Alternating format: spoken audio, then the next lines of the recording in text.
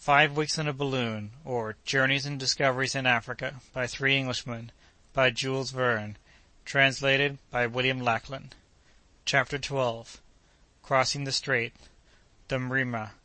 Dick's remark and Joe's proposition. A recipe for coffee-making. The Uzaramo. The unfortunate Maizan. Mount Dathumi. The doctor's cards.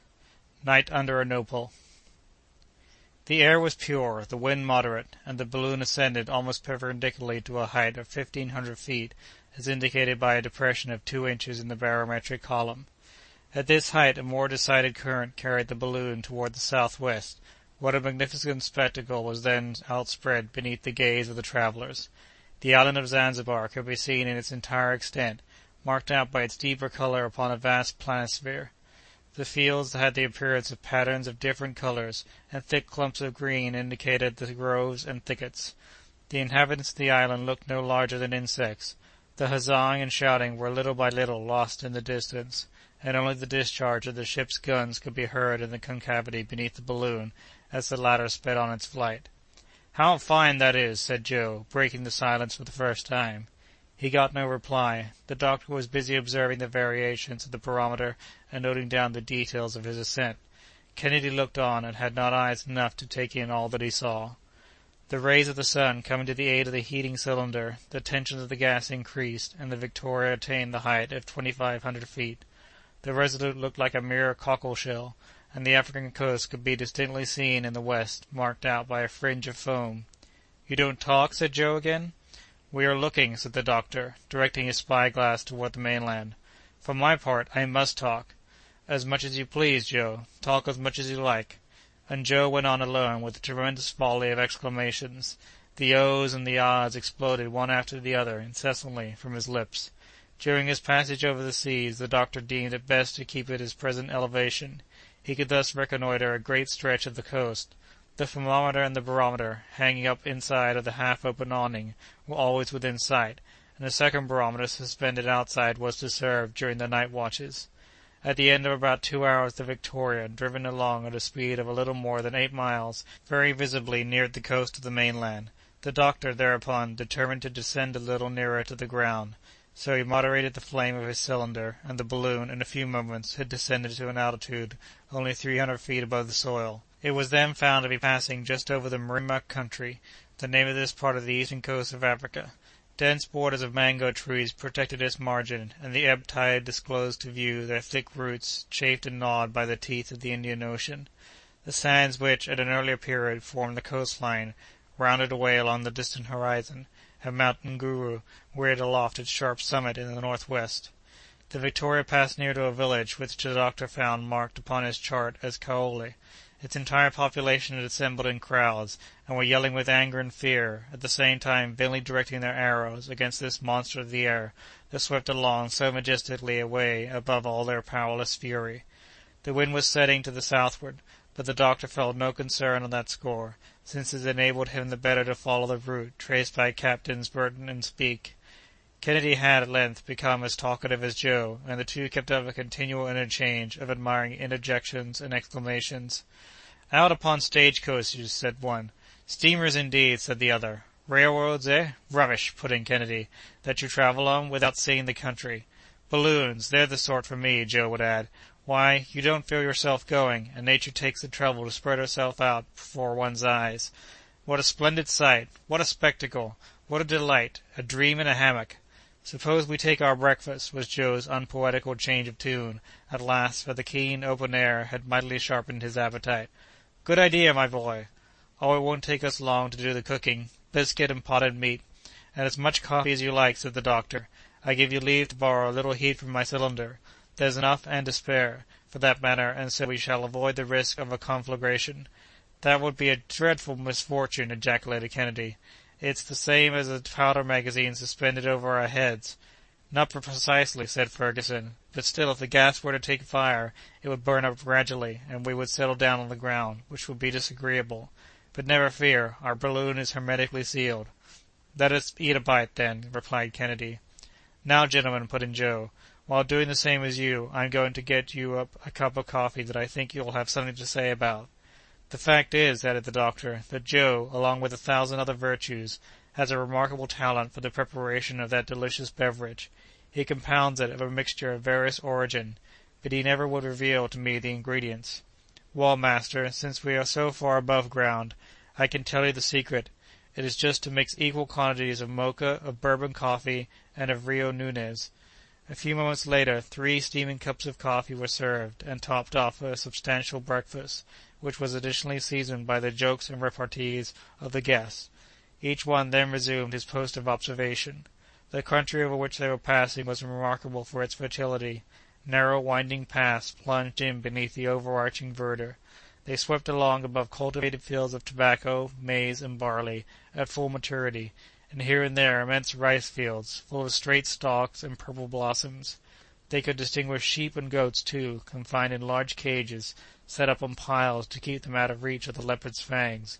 Luxuriant vegetation spread in wild profuseness over this prodigal soil. Village after village rang with yells of terror and astonishment at the sight of the Victoria, and Dr. Ferguson prudently kept her above the reach of the barbarian arrows. The savages below, thus baffled, ran together from their huddle of huts and followed the travellers with their vain imprecations while they remained in sight. At noon the doctor, upon consulting his map, calculated that they were passing over the Uzaramo.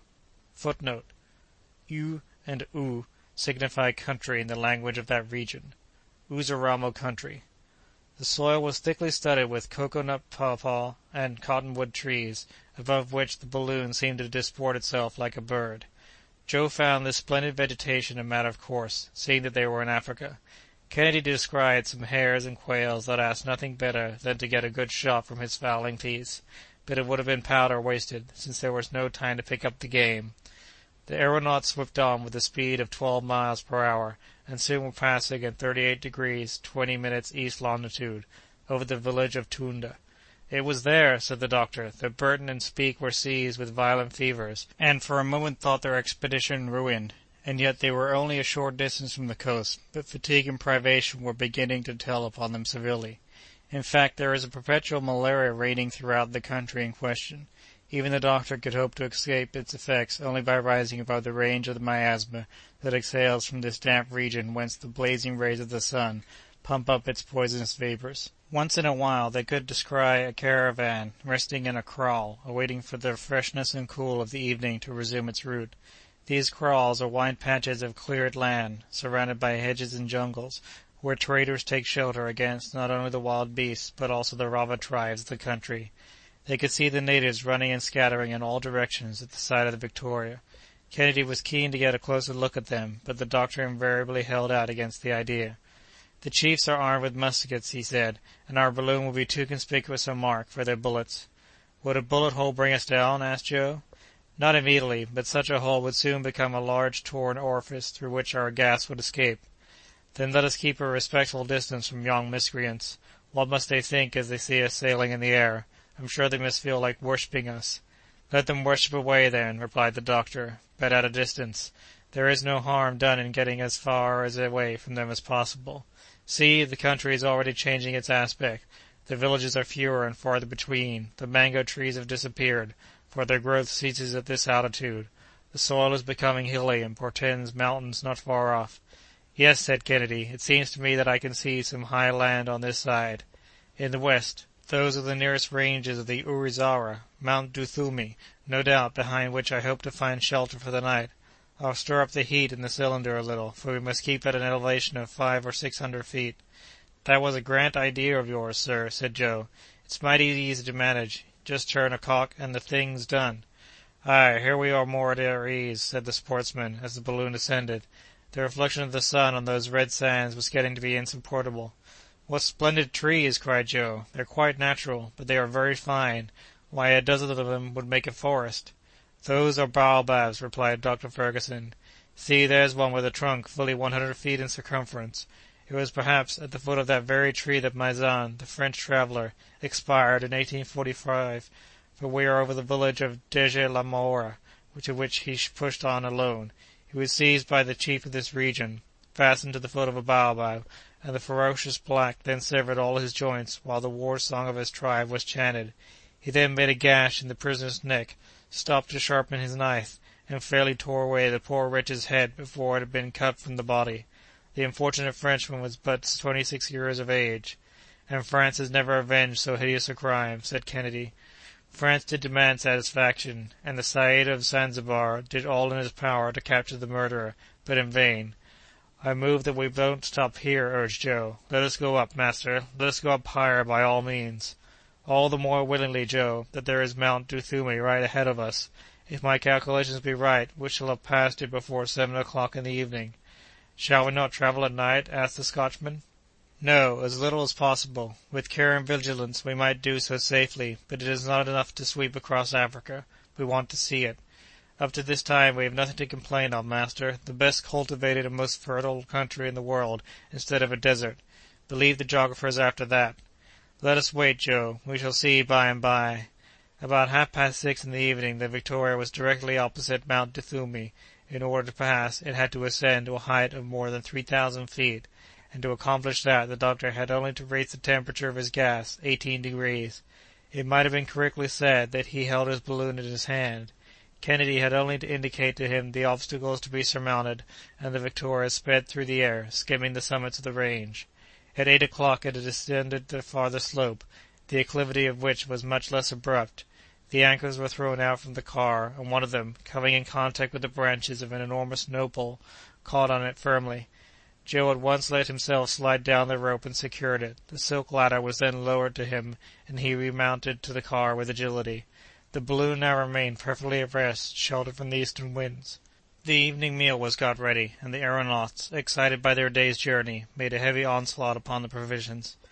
"What distance have we traversed to-day?" asked Kennedy, disposing of some alarming mouthfuls. The doctor took his bearings by means of lunar observations, and consulted the excellent map that he had with him for his guidance. It belonged to the atlas of Der Neuster and Dukugan in Africa, the latest discoveries in Africa, published at Gotha by his learned friend Dr. Petermann, and by that savant said to him. This atlas was to serve the doctor on his whole journey, for it contained the itinerary of Burton and Speke to the Great Lakes, the Sudan, according to Dr. Barth, the Lower Senegal, according to Guillaume Lejeune, and the delta of the Niger, by Dr. Blaikie. Ferguson had also provided himself with a work which combined in one compilation all the notions already acquired concerning the Nile. It was entitled The Sources of the Nile, being a general survey of the basin of that river and of its head stream, with the history of the Nilotic discovery, by Charles Beeke, D.D. He also had the excellent charts published in the bulletins of the Geographical Society of London, and not a single point of the countries already discovered could therefore escape his notice.